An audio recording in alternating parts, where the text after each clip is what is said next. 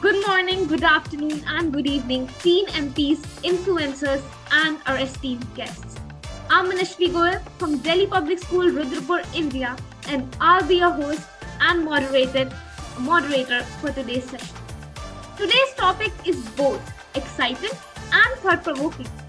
Is unlimited screen time a fundamental right for teenagers?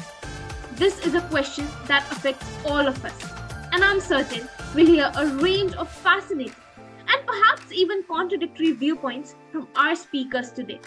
To officially open this session, it is my pleasure to invite our fifth WTP MP, Ayat Khanum, joining us all the way from Oman to welcome our guests.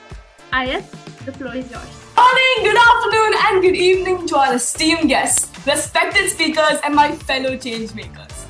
I am MP Ayat Khanum from Indian School Al Gobra, Muscat, Oman. And it is my absolute honor to welcome you all to the 51st Parliamentary Session of the World Teen Parliament.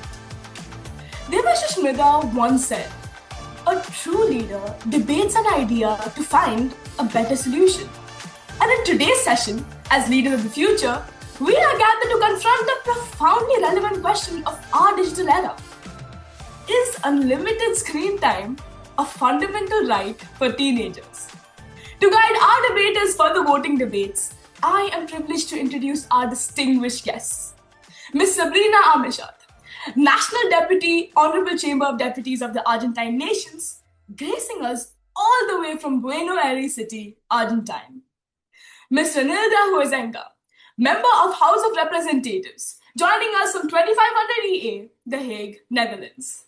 And finally, Mr. Daksh Gaur, our founder of Blub World and the World Teen Parliament, as well as the World Teen Parliament Awards, India. They bring with them a wealth of experience, passion, and knowledge to form the base of today's session.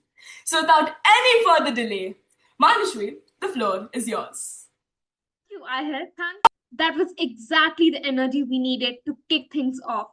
Now, I would like to request Daksh sir to kindly come forward to share his welcome note and introduce the World Teen Parliament voting debates to everyone. Thank you so much, Manasi, and everyone. Thank you so much for joining this session. A very warm welcome to all of you to the 51st Parliamentary Session of the World Teen Parliament. In 2022, we thought that can there be a forum in the world where the most amazing teenagers could come together and we could give them a little power by motivating them, giving them trainings, and giving them the network of connecting with the policymakers across the globe. And with this simple idea, the World Teen Parliament was born. That you see today, that sees participation from more than 40 plus countries, and that has been addressed by sitting members of parliament of more than 50 plus nations. We are currently the only platform in the world where every month teenagers can question world leaders, learn from them, and try to work together with teens from multiple countries. Before we start today's session, a very warm welcome to our honorable guest for today, Ms.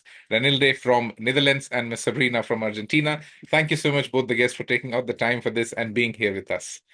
So today's session talks of a very interesting topic, that is unlimited screen time, a fundamental right for teenagers. What do teenagers think? What do policymakers think? This is what we'll know in the next 60 minutes that you're there with us. Before the session starts off, let me tell you, the World Teen Parliament does a very interesting format of debating called the voting debate, where each debate has two winners.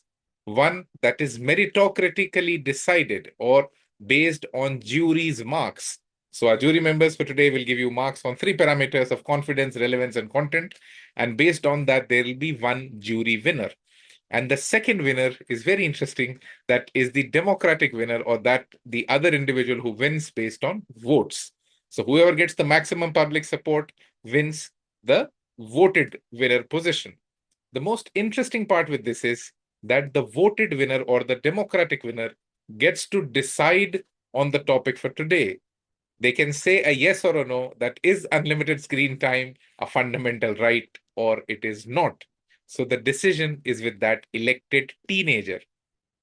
So just for this 60 minutes, imagine that the individual that you will elect has near absolute control over your life.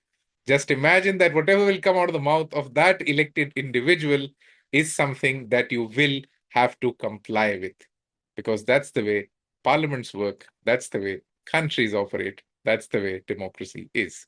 So I hope you enjoyed today's session.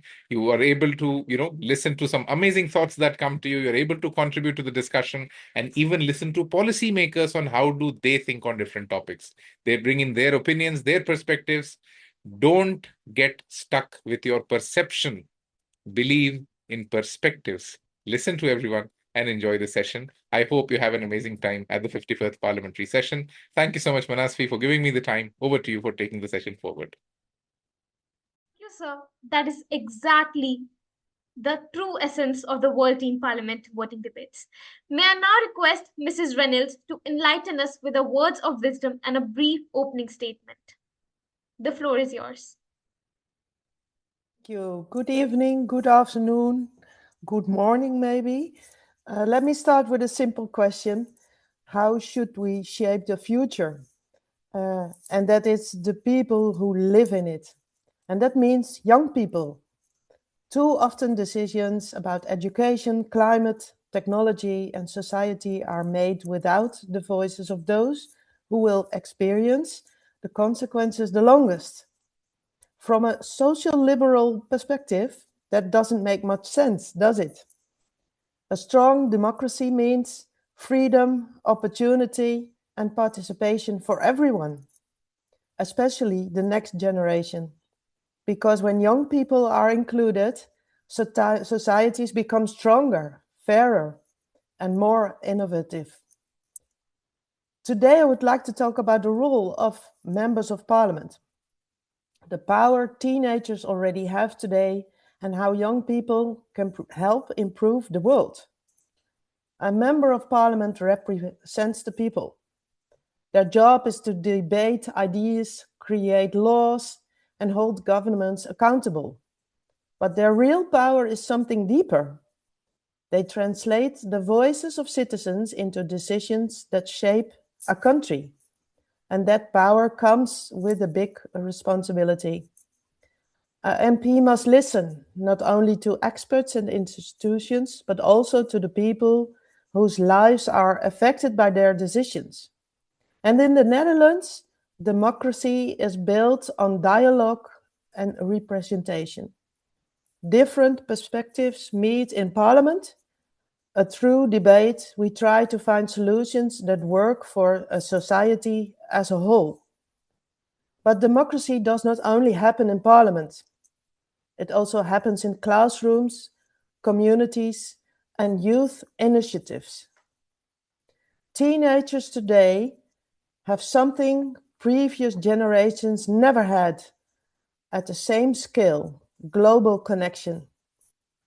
Through social media, youth movements, student councils, and community initiatives, young people can raise awareness and mobilize support faster than ever before. We see young people speaking about climate change, mental health, equality, and digital safety. And in the Netherlands, many young people participate in youth councils, student organizations, and local initiatives that influence real decisions. They may not always have formal political power yet, but influence doesn't always start with a vote. It starts with a voice. And young voices often ask the most important questions. It's your future. So, of course, changing the world is not something anyone does alone. That's why mentorship and support matter. Young people can seek guidance from teachers, community leaders, entrepreneurs, and policymakers. Many organizations, NGOs, and international programs offer scholarships, leadership training, and opportunities for young people to develop their ideas. And the most important step is often the simplest one: being curious enough to ask questions and brave enough to take the initiative. Many leaders are willing to support young people, but someone has to knock on the door first. So teen members of parliament play a special role. They represent a generation whose future is being shaped right now. They can bring issues to the table that adults sometimes overlook: mental well-being, digital life, the future of education, and also a long-term for your future.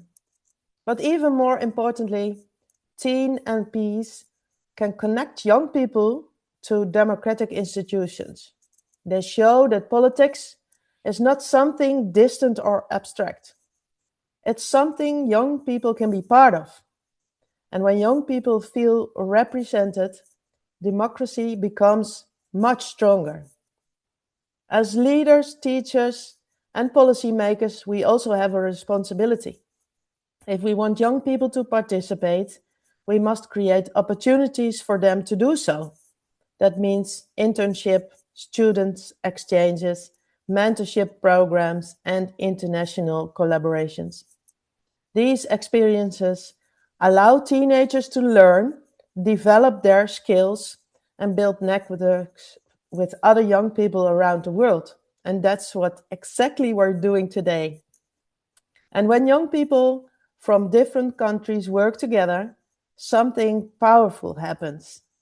They realize their challenges are shared, and so are the solutions.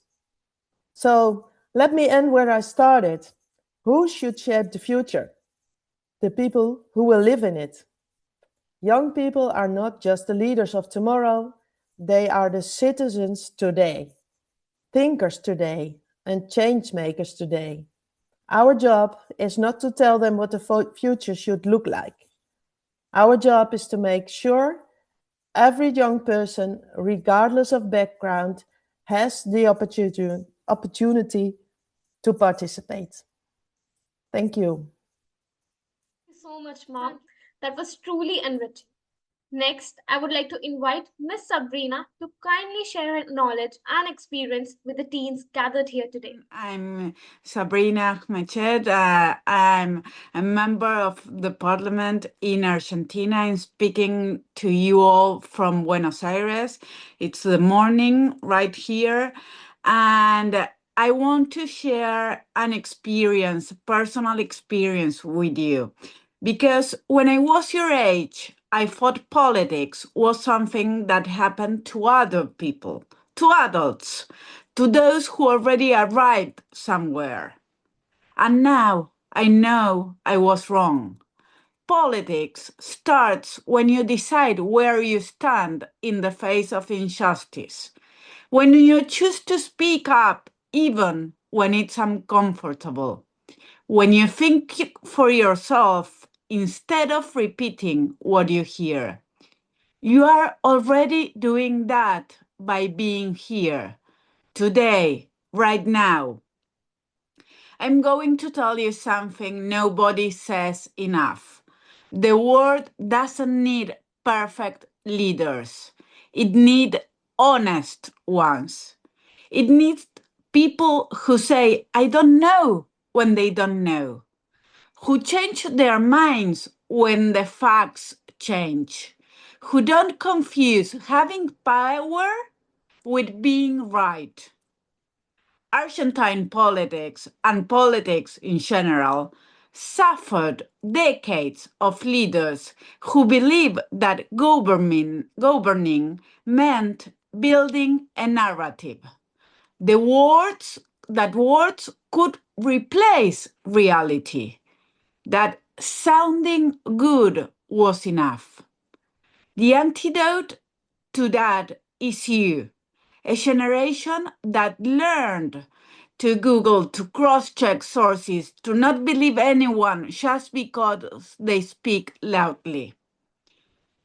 3 things I ask you never to forget. Number 1, ideals are not naivety. Those who change the world are the ones who take their convictions seriously, even when it's no longer fashionable to have them. Number 2, disagreement is a gift. The person who challenges you is doing you a favor. The one who only applauds you is not. Seek out people around you who make you uncomfortable and challenge you. Third, power is a means, not an end. The day power becomes the goal, you will have lost what matters most.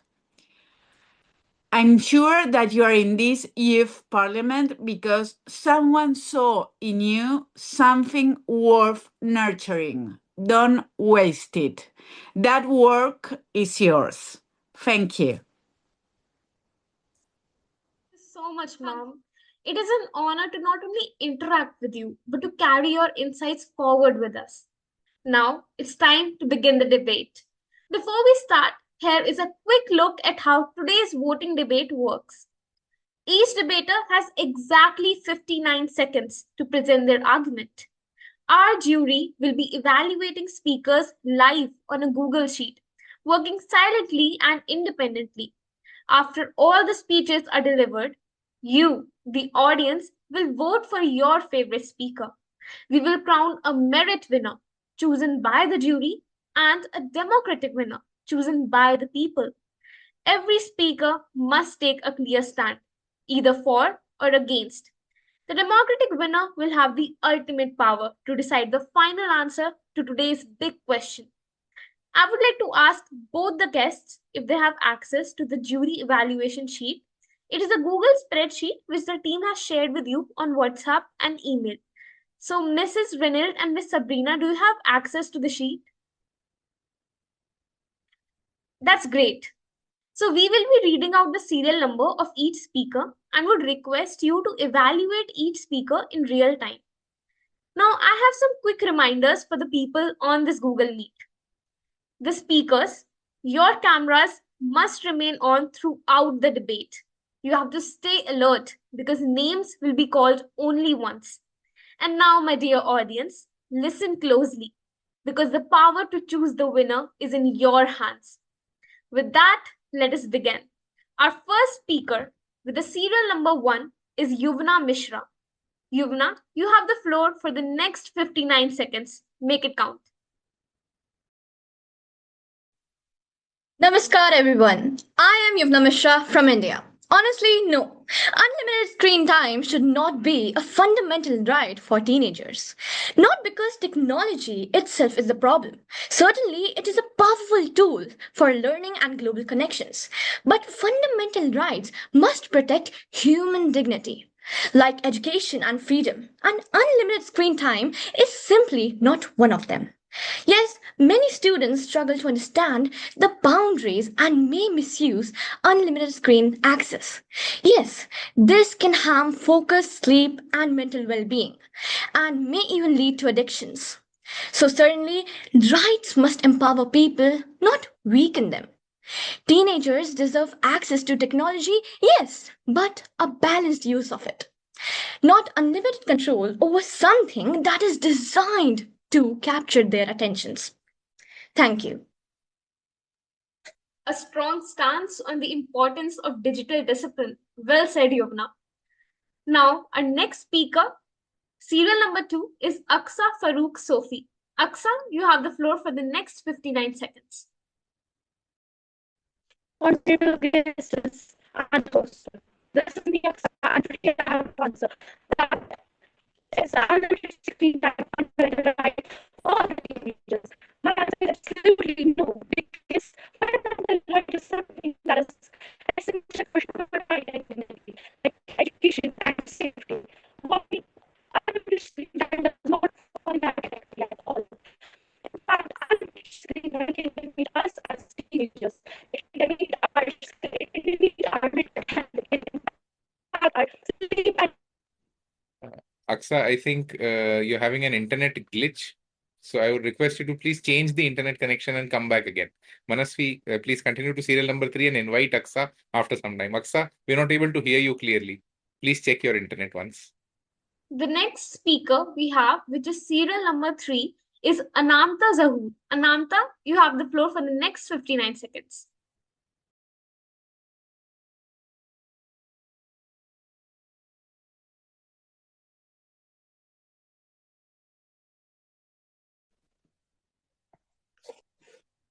Technology nowadays has become a study space, a social space, and a library for teenagers.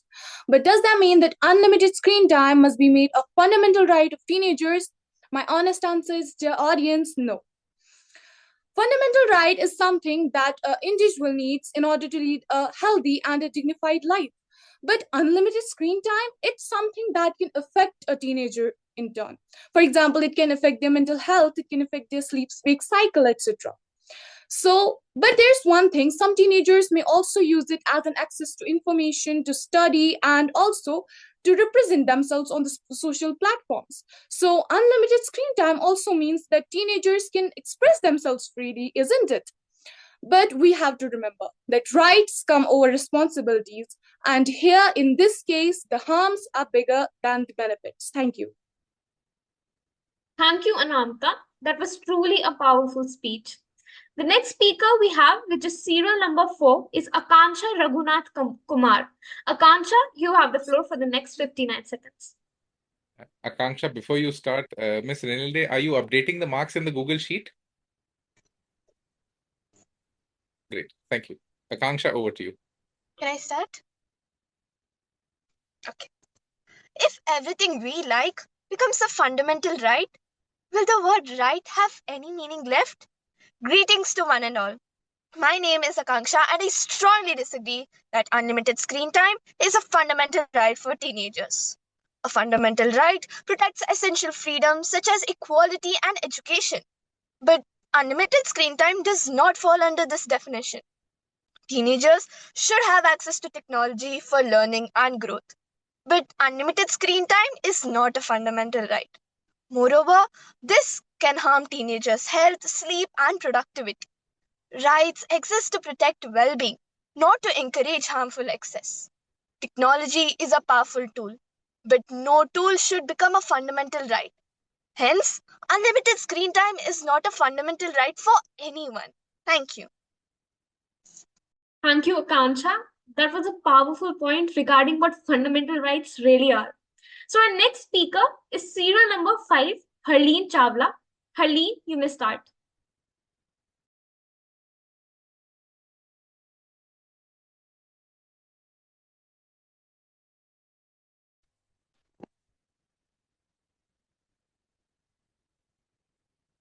Hello everyone, I am Harleen. Am I audible? Hello everyone, I am Harleen as elected MP. I am here to oppose the motion. Mahatma Gandhi believed in the idea of self-discipline and moderation. According to his philosophy, too much of anything can be harmful. A young children's brain is like a clay. It is shaped by whatever it touches repeatedly. If teenagers use screen without limits, it may affect their health, studies, and relationships. Unlimited screen time cannot be considered a fundamental right because fundamental rights are meant to protect our basic needs like freedom, education, and equality. For teenagers, technology can be useful for learning, communication, and creativity. Rights always come with responsibility and limits. Therefore, instead of unlimited screen time, teenagers should have balanced and responsible access to technology. In a nutshell, I would like to say rights are meant to protect our future, but unlimited screen time can sometimes damage it. Thank you. Thank you so much, Harleen. Our next speaker, which is serial number 6, is Laksh Chavan. Laksh, you have the floor for the next 59 seconds.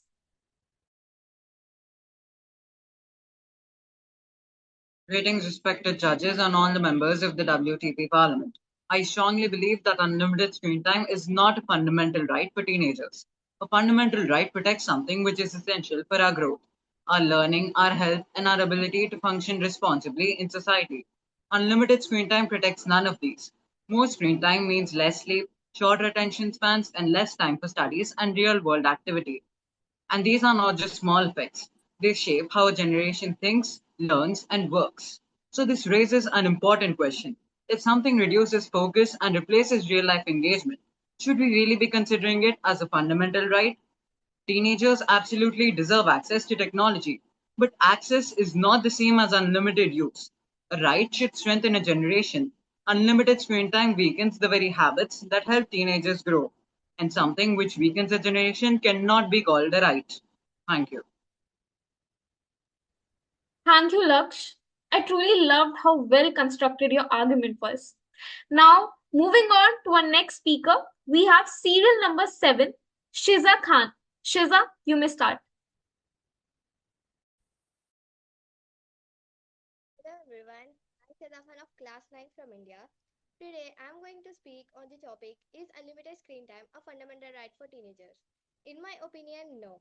Because teenagers uses mobiles, laptops, computers for studies and connect to others. Technology is very useful for studies, entertainment and to connect to others and for communication. In my opinion, using unlimited screen time is very harmful. It can affect our eyes and physical health and mental well-being. Fundamental rights are basic needs like studies, and ed- education, freedom, and safety. So, in my opinion, unlimited screen time is not a fundamental right. Thank you. Thank you so much, Shiza. Now, moving on to our next speaker, we have serial number 8, Ayush Jain. Ayush, you may start. Unlimited screen time as a fundamental right? That sounds less like freedom and more like a silent danger. Honorable Chair and respected members of the Parliament, I stand firmly against this idea. Today, the average teenager already spends about 7 hours a day on screens. Excessive screen time is linked with childhood obesity, worsening eyesight like myopia, poor sleep, and rising aggression among young people. Even more alarming, heavy social media exposure is connected with high anxiety, depression, and even self harm. And here is something shocking. Research in the United States found that the average child spends less time outdoors than a prisoner. If screens are already harming our health, minds, and behavior, how can unlimited screen time be called a fundamental right? Unlimited screen time is not a fundamental right. It is an unlimited risk. Thank you.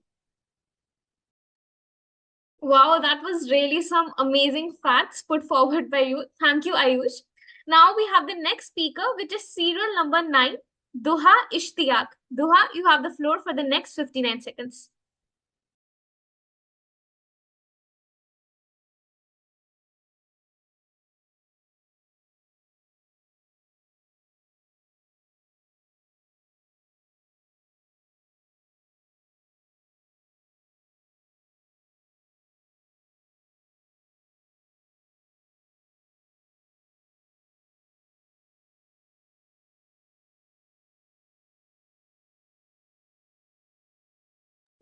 I think Doha is facing a technical issue. She's not able to turn on the audio. You can go to the next one.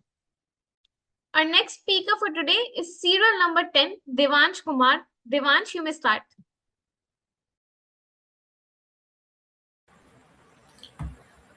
Hello everyone, I'm MP Devansh Kumar of Edge International School, Rajasthan, India. Well, fundamental rights protect freedom essential for human dignity and liberty. Unlimited screen time does not meet that standard. As the World Health Organization warns us, adolescents who spend more than 2 hours a day on their screens are at risk of experiencing insomnia and reduced physical activity.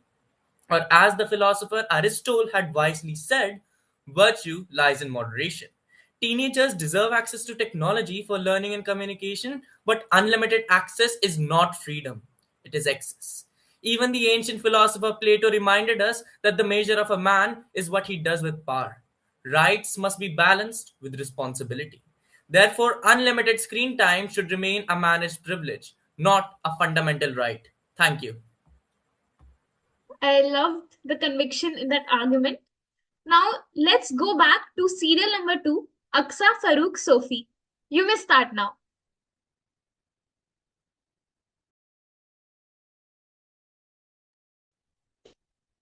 Honorable all the guests, answering the question that is unlimited screen time a fundamental right for teenagers? My answer is no. That simply unlimited screen time is not a fundamental right for us as teenagers. This fundamental right is something essential for like freedom, safety, and freedom of expression.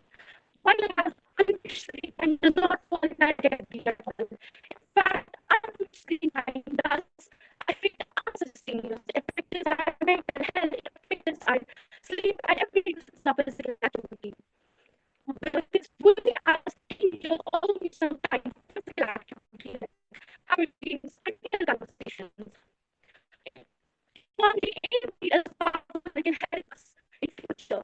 But instead of denying unlimited screen time a fundamental right, we should learn how to use the technology in balanced and healthy way. This technology should guide our future and not control our lives. Thank you. Thank you, Aksa. The perspectives put forward by all the debaters today were truly insightful. Now that our speakers have shared their perspectives, I would like to invite Daksh sir back to share his thoughts on the arguments presented. Thank you so much, Manasvi, for hosting the session so amazingly well. You've managed the whole session very nicely. Thank you so much for that effort. Now, before we move forward, I would just request everyone who's there on this call, take a moment, think of what all of these people have said. Take some time to ponder upon which individual out of these can you give the authority to take decisions on your behalf? Because that's what you're going to do now. And that's how a democracy really operates. The only absolute right that any citizen has in any democracy is the right to vote. So everyone who's there on the call, you can cast your vote, whether you're a jury member, whether you're a teenager, a debater, a parent, a school principal, whoever you are, if you're there on this call, you can cast a vote. All the teenagers who are there on the call and everyone who's there, before you cast your vote, you're not casting your vote just to select or elect a winner.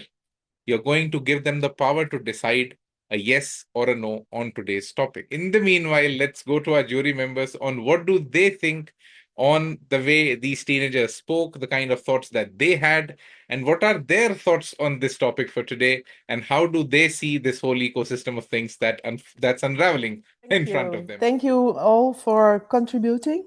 It was very nice to see everyone, and you have a great way of telling in a short time the points, which is very relevant. And I liked some personal things some of the attendees put in it. So referring to famous leaders or I like that because it makes it a little bit more personal because we can all read what the pros and cons are with this topic. But it's also nice to see how it reflects on very leaders from the past. And that's what I liked before. And some of them were very to the point. So I really liked it to follow it. First of all, congratulations to all the speakers.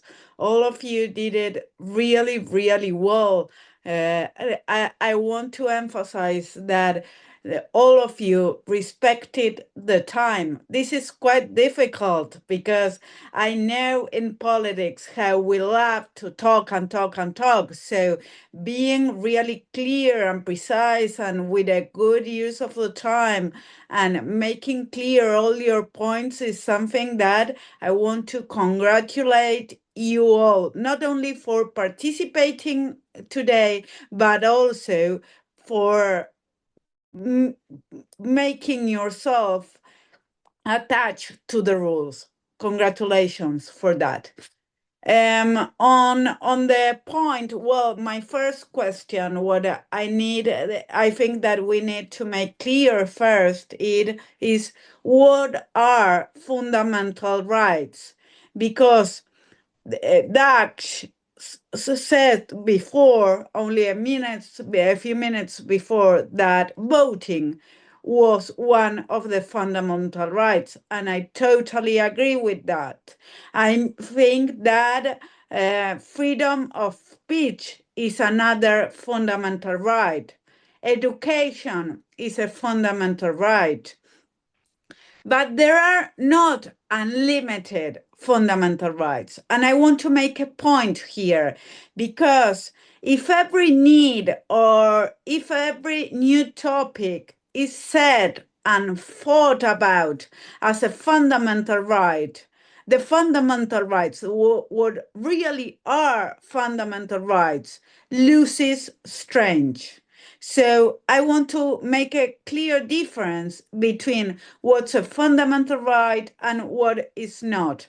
I don't think that using the cell phone unlimited is a fundamental right, but I do think that in the actual world and in the future world, having access to a telephone, having enough knowledge as to get the most of the access to this technology will make a real difference between those who are able to do it and those who aren't. So it's not only about thinking about how we have to deal with teenagers and with adults using the time in cell phones. I also believe a lot in the participation of families and individual participation. I don't really love the different governments making really hard decisions on these topics. I prefer the families and the individuals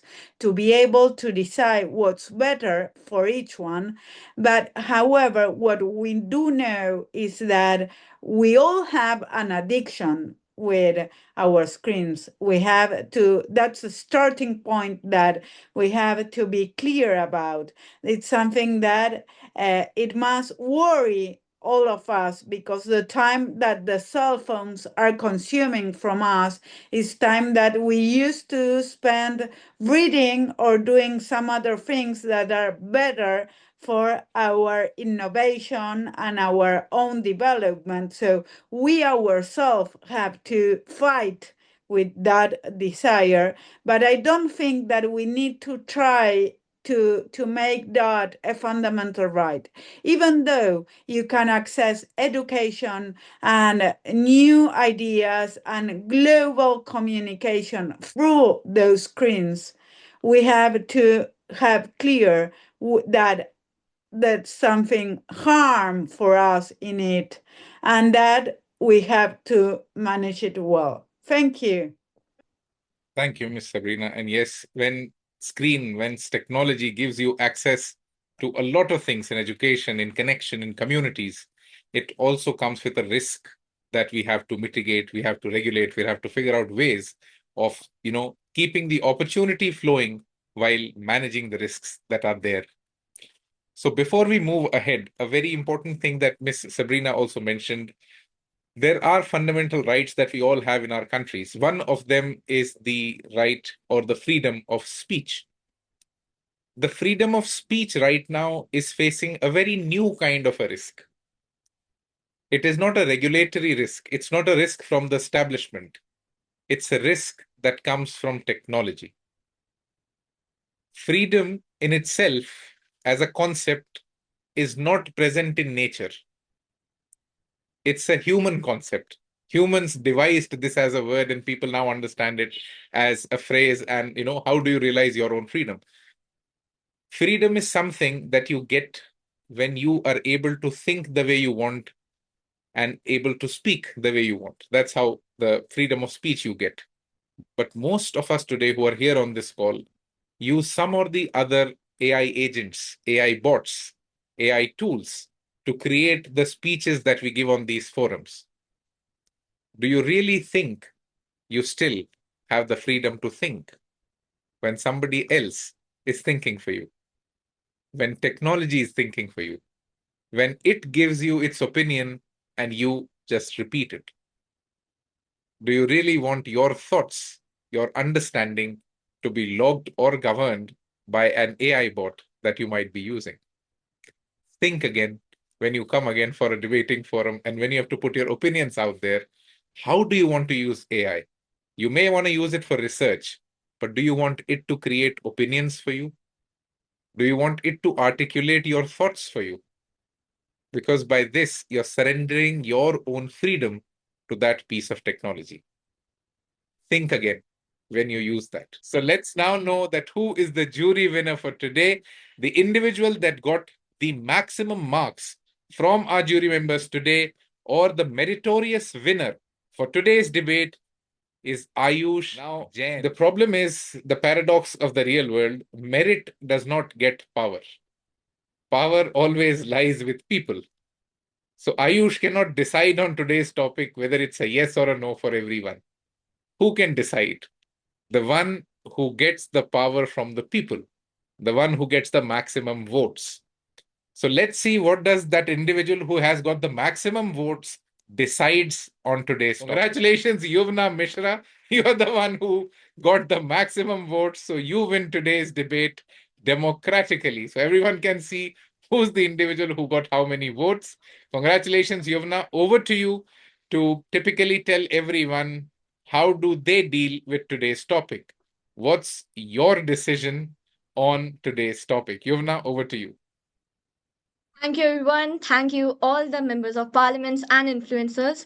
Also, I would like to thank the Blub World and World Team Parliament for giving me such a wonderful opportunity to speak in front of real members of parliaments.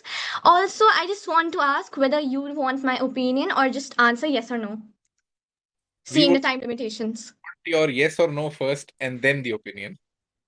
Okay, so my answer is no. Unlimited screen time shall not be a fundamental right for teenagers. Like Daksh sir said, I'm here to keep a mark, to show who I am. Because I believe that the person who is consistent, disciplined, can make a change. But I'm not here to destroy someone's life. Because not everyone knows how to make the right decision. Many people can, but not everyone has the dignity to think in that way. Also, like, we all have the rights. Fundamental right is something that we all have. Also, unlimited does not even make sense. Like education, like in India, we have RTE, right to education, which is from 6 to 14 years of age. Also, like right to speech. Also, like Daksh sir even mentioned, technology is taking over people's opinions. So, thus, we can see that not everything is actually unlimited. Thus, this topic, that unlimited screen time shall be fundamental right, is, it does not make sense. So my answer is just the same. No, unlimited screen time shall not be a fundamental right for teenagers, because also people like teenagers need to know how to use their time wisely. Thank you for giving me this opportunity to speak. Congratulations, Yuvna. And so everyone who's there on the call, imagine this for a moment, that whatever Yuvna said becomes a reality of your life, and you can never get unlimited screen time in your whole life, because that's your decision maker, that's your parliamentarian, that's what you have elected, and that's the individual that you have given power to. This is just one decision. Imagine it in other perspectives of life, and then you understand whether a voter feels elated after an election or feels disappointed after an election. So let's listen to our policymakers for their closing thoughts before the session comes to an end. Over to Manashwi to take the session forward. Manashwi, over to you. Debate and its results were not just eye-opening, it was truly unforgettable. So before we officially wrap up, we would love to capture a quick reflection from our honored guests, Mrs. Renilde, Ms. Sabrina, and Daksh sir. Looking at the energy and caliber of debate we have seen today, what is one thing about the World Teen Parliament that has impressed or inspired you the most? Thank you. Well, what inspired me most is that you speak out all so clearly about something that really affects your life. And it's very important, what I also said in the beginning, that you speak out about things that influence your life. And it's important that not always the people who are 50 plus, like me, or even older, decide about things that influence your life now, but also in the future. And it's very nice to hear you speak so clearly about what fundamental rights are and how you look at things that affect your life. And that's why it's so important to speak out and to influence the policy everyone's making in our world, and not let people who have no idea how it affects your life decide. So thank you for speaking out so clear, pros and cons, and keep on doing it because it's very important.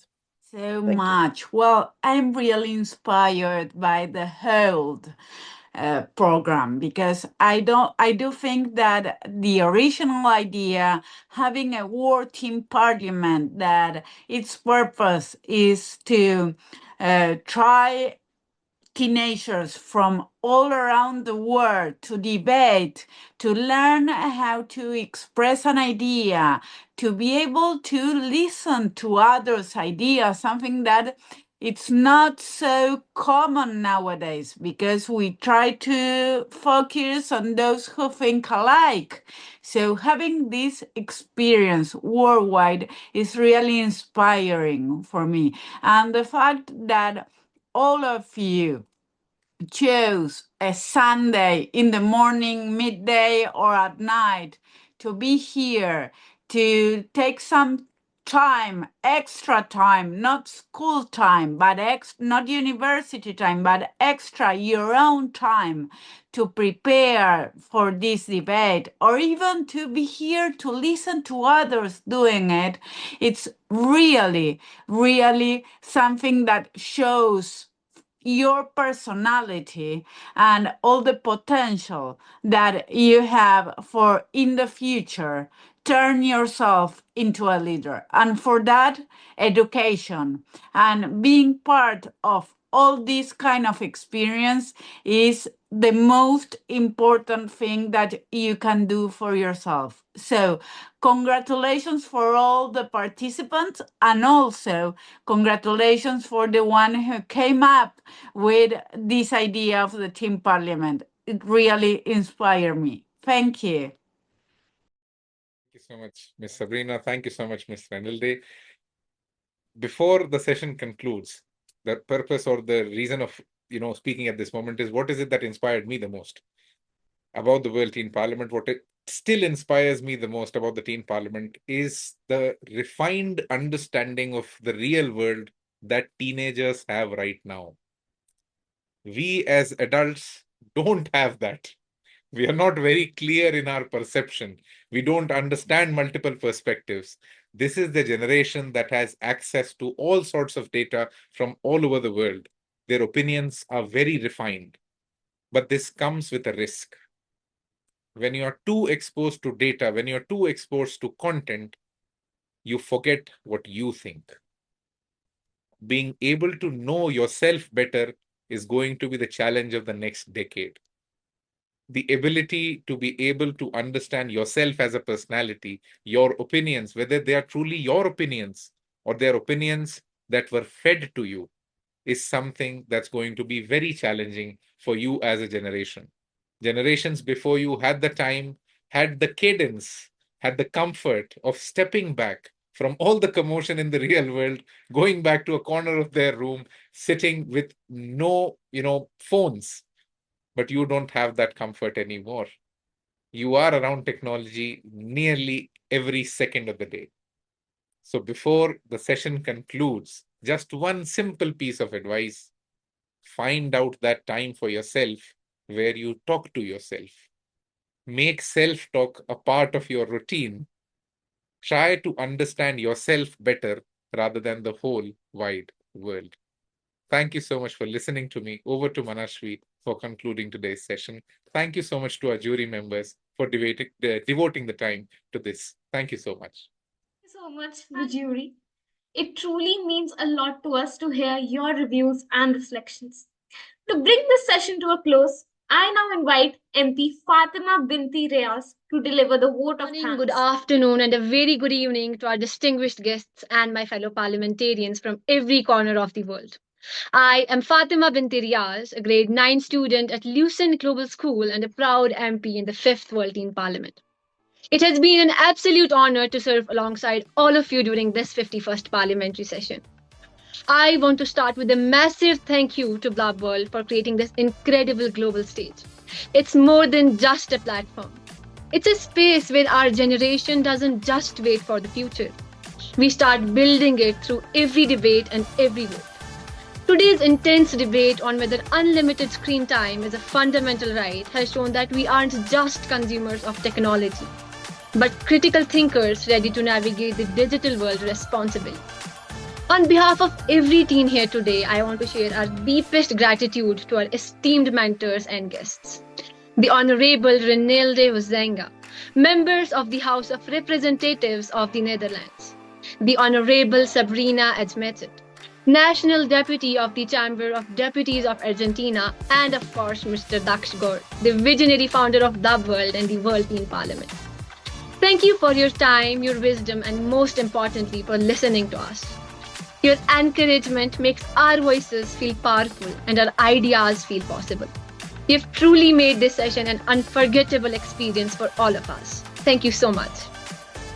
So much, Fatima. That was a beautiful conclusion to an amazing session. And thank you to everyone present in this meeting. It has been my honor to moderate today. We look forward to seeing you all again soon with more bold thoughts and big ideas. Have a wonderful Sunday ahead. You may now exit the Zoom room. Thank you so much.